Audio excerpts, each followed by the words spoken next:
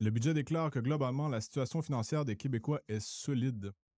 Est-ce vrai ou quelle est votre vision de la chose? Je pense qu'en fait, j'étais dans le huis clos budgétaire et quand j'ai revu le budget, on voit 11 milliards de déficit. Personne n'était prêt pour ça. 11 milliards de déficit en dollars courants, c'est quand même le budget le plus déficitaire de l'histoire du Québec. Et quand on regarde ça et on se fait dire après ça, non, non, on est dans une très bonne position, les mots ont un sens. C'est-à-dire qu'il faut, à un certain moment donné, regarder les chiffres et faire un examen de conscience, notamment au niveau du gouvernement, pour dire comment on a fait pour en arriver là. Et je pense que c'est ici qu'on se dit, bon, c'est un problème de dépenses.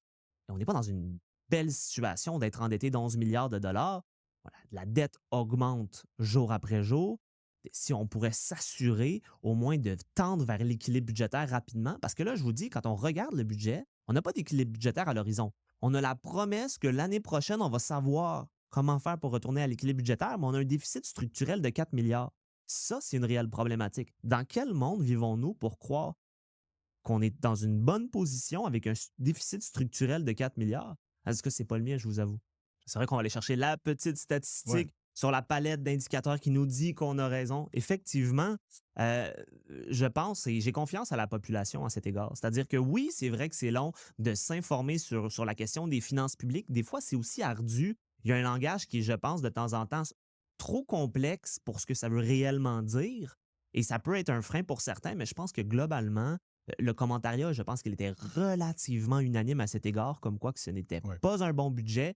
Et je dirais que la population en général qui allume la télévision autour de la date du budget, en mars, de mémoire le 13-14 mars de cette année, va entendre cet élément-là comme quoi, ben, ça va pas bien au Québec. On est trop endetté. Et à partir de ce moment-là, de comprendre peut-être un peu mieux la situation, mais j'ai quand même assez confiance à la population pour comprendre. Après, si vous me dites que c'est pas nécessairement le sujet le plus sexy, je peux vous croire, mais j'ai quand même confiance à la population.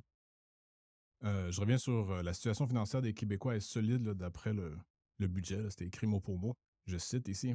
Mais vous dites que, en gros, non. Quelles seraient les conséquences, quelles seront les conséquences à court, moyen ou long terme d'un déficit structurel, donc d'un endettement qui continue de croître année après année, sur l'économie, sur la qualité de vie des gens, sur la compétitivité du Québec, sur le marché du travail, j'ai envie de dire. Parce qu'on revient à la communication politique, on nous cite ou on nous liste très rarement quelles seront les conséquences de cet endettement. Je pense que les gens pensent à l'endettement comme ils pensent à leur propre budget Mhm. personnel. Il faut que je le repaye, c'est ce qui est vrai. Mais on s'entend qu'au niveau public, au niveau de l'État, les conséquences sont beaucoup plus collectives qu'individuelles, quoique des conséquences pour chacun par la suite. Donc, quelles seraient les conséquences le macro, si je peux dire, si la situation ne s'améliore pas à vos yeux là, dans les 5 prochaines années? Ben déjà, la première des choses, c'est qu'on a vu autour du budget les firmes de notation euh, établir ou plutôt indiquer bon, que ça va pas si bien que ça au Québec. Il n'y a pas eu de décotement, là, faut être bien clair, mais il n'en reste pas moins qu'on a eu un message comme quoi ça va pas si bien que ça, là. On est un petit peu inquiet de la dynamique. Donc ça, c'est la première des choses. On ne voudrait pas avoir une décote. Première des choses. Ensuite de ça, un déficit qui est structurel, c'est un endettement continu. OK? Au Québec, si on s'endette constamment ou un peu partout, Juste, je peux vous interrompre, juste pour l'audience. Un déficit, c'est bien sûr, à la fin de l'année, on a dépensé plus qu'on a réussi à récolter en termes de fonds. Et l'endettement, c'est l'accumulation des déficits, voilà, hein, juste pour être sûr que tout le monde nous suive ici. Là. bien sûr. Pardon, allez-y. Ben, non, non, il n'y a aucun problème. Quand on regarde les déficits qui s'accumulent, l'endettement augmente et ça revient à la question de qu'est-ce qu'on fait avec cet endettement-là? Ben d'abord, si elle augmente constamment, ça va coûter plus cher en intérêt et on en fait encore les frais du fait que les taux d'intérêt sont très élevés actuellement. Donc, chaque dollar pour lequel on s'endette va nous coûter plus cher collectivement. Ça coûte des milliards et des milliards de dollars. Et ce qu'on voit concrètement dans les prochaines années, c'est une augmentation des coûts liés à ce paiement d'intérêt. Et cet argent-là, d'abord, elle ne peut pas être utilisée ailleurs. En santé, plutôt au Québec, on peut penser en santé ou ailleurs, mais je pense qu'un des éléments qui est important pour nous en tant qu'organisation et pour moi en tant que personne aussi, c'est de dire cet argent-là, elle ne peut pas rester dans les poches des contribuables parce que l'État va en avoir de besoin pour payer les intérêts. Donc ça, c'est problématique et c'est ce qu'on appelle le coût de renonciation. On renonce au fait de garder son argent dans ses poches et ça, je trouve ça malheureux pour les Québécois et les Québécoises. Donc avant de dire on est là pour les Québécois, on veut en faire plus, un instant, qu'est-ce que ça me coûte moi? Qu'est-ce que j'aurais pu faire avec cet argent-là? Et malheureusement, l'endettement continue.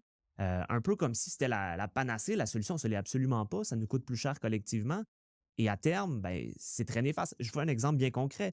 Le 11 milliards, qu'est-ce qu'on n'a pas vu avec le gain en capital au Québec? On a le gouvernement fédéral qui a augmenté le taux d'inclusion du gain en capital. Le Québec a directement suivi.